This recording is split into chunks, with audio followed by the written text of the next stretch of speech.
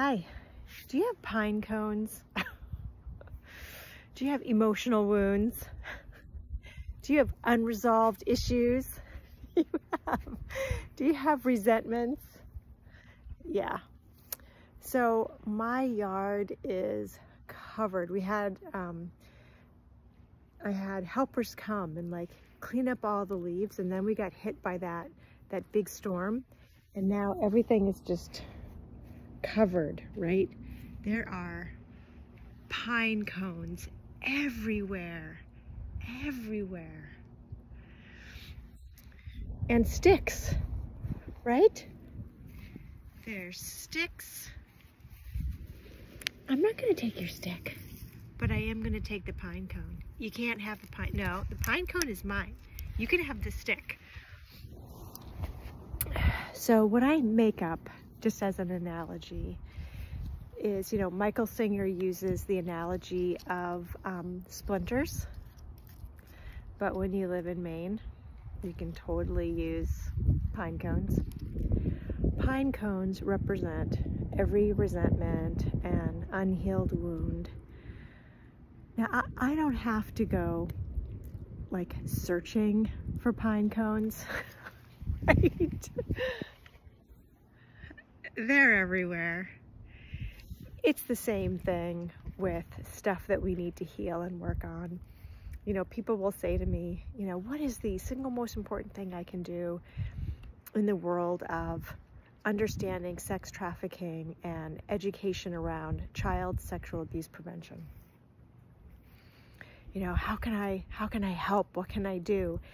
And I say every time, like, the best thing you can do is heal your own wounds. And sometimes people are like, what in the hell are you talking about? Right? And then some people are like freaked out because they don't want to open up Pandora's box. They don't want to like think about or process what happened to them. They're like, let me have, you know, my wine, my food, my distractions, my Netflix. I don't want to think about it. So it's not that complicated, really. This represents something that needs to be worked on. You don't need to dig for it. You know, in life, people are going to trigger you. Somebody is going to do something to you, or something not even to you. You can have a reaction and they don't even do it to you, right? And you're gonna have a reaction that is not in alignment with what you saw or what happened to you, right? You're going to have some sort of over or under reaction. Ding, ding, ding, ding, ding, ding, ding, ding. That, my friend, is an area for you to do some healing work. And all you have to do is just sit with the pine cone, right?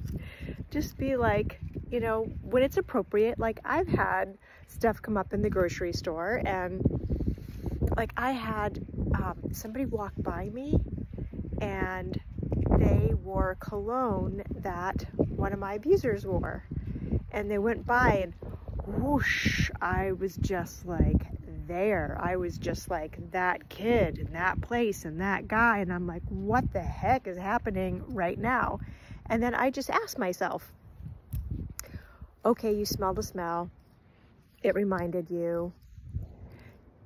Do I need to leave my cart? Like, legit, just asking my own wounded child, because that's who was wounded, was my child when I was a little girl. Do I need to leave my cart and walk out of this building? Can I finish my grocery shopping and then leave? Do I need to leave now? Like, what do you need to do? Inner self, inner child. And she was like, I'm cool. I can hang with, like, you know, leaving now, probably not continue with shopping, but I can leave now. And as long as you promise me that we can feel our feelings, ding, ding, ding, ding, when we're home or in a safe place. So I know me, and when I get home, I'm going to be distracted by taking the groceries out of the car and taking care of the animals and blah, blah, blah, blah. So what was better for me is checking out, sitting in the parking lot, moving my car to a safe private place, or taking it down almost home and like pulling over in this one little area. And then when it's safe to do so, I think about my pine cone. I'm like, wow, where do I feel like when I smelled that smell and I got transported back to that time and I was that age, what was I feeling then? And allow myself to feel it and just let the emotions come up. And if I need to yell into the woods because I'm in a private area and I can do that without anybody calling the police, right? Do I need to take a stick and like bash, you know, a down tree or something? Do I need to cry? What did that little girl need to hear? And I can say, I can talk to her. I do what I need to do so that that particular boo-boo, is that a feather? Is that, seriously, did you take, that's a feather. All right, I digress. That boo-boo goes away. And that is one less pine cone in my yard. Where do I come up with these things? So now I don't need to like dig around for anything else. I can feel my feelings and then leave, and that's one less, or as Michael Singer would say, that's one more thorn. And it seems overwhelming. Like, oh my gosh, back in the day, you guys, I had more than this many wounds, or that's how it felt. Like I had 18 million wounds, right? And it can be like, oh my gosh, I've never dealt with any of my stuff and it's just too much and I'm too old and blah, blah, blah, blah, blah. Just deal with it as it organically comes up. And you can choose to trust. Like one of my fears was, if I open up Pandora's box and I allow myself to cry, I had this feeling that I would open my mouth to scream, and like those opera singers who would hit that high note on some, you know, television show, and the glass would break, like all the champagne glasses and all the chandeliers and all the window panes.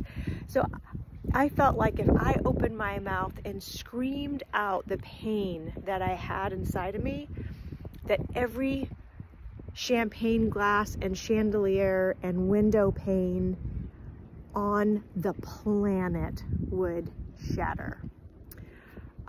Or I would officially go insane and never be, like, I would never come back. I would just like let go and I would never come back.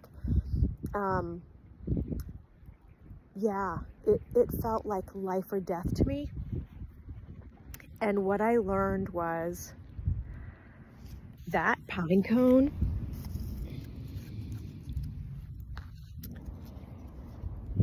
that would not come up for me if it wasn't time to heal it. So the fact that that guy walked by me in the grocery store wearing that cologne meant that I was ready to let that one go.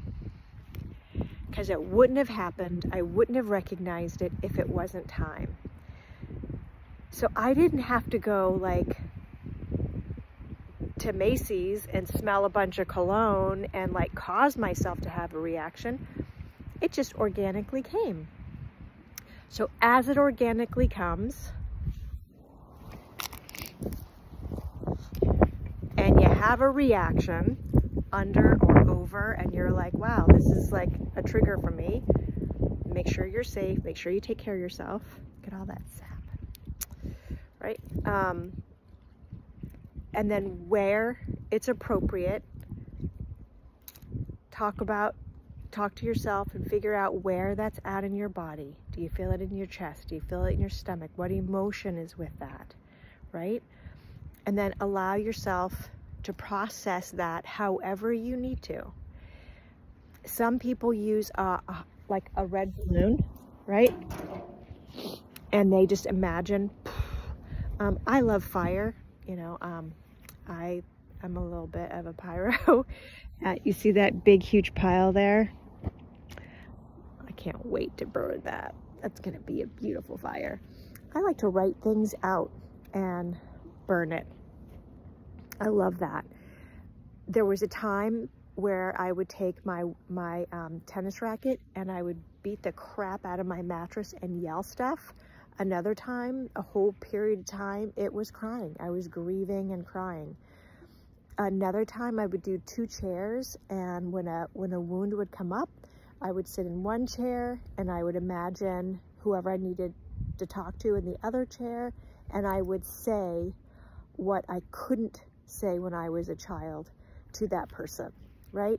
So there's a lot of really cool tools, and you just have to cafeteria style it. You know, what worked in one period of my healing process worked, another time it didn't, but something else did. And you just sort of experiment, with the goal being it will come up organically. You feel it, you know, you reveal it, feel it, heal it. And there's a lot of tools for the healing part. And then it goes, right? And that's one less wound. And before you know it, all of these pine cones are going to be gone. And it's so much easier to pick up your yard, right? When there's a couple of pine cones instead of like 18 million of them. And so as you do the work that you haven't done, retroactive, then it's easier to like deal with stuff as it comes up. You know, you can deal with shit so much easier when you've practiced and you've learned how to do it, and it's not like from years ago, it's from like yesterday or whatever, or from today. It's just easier. So that's what doing your work means.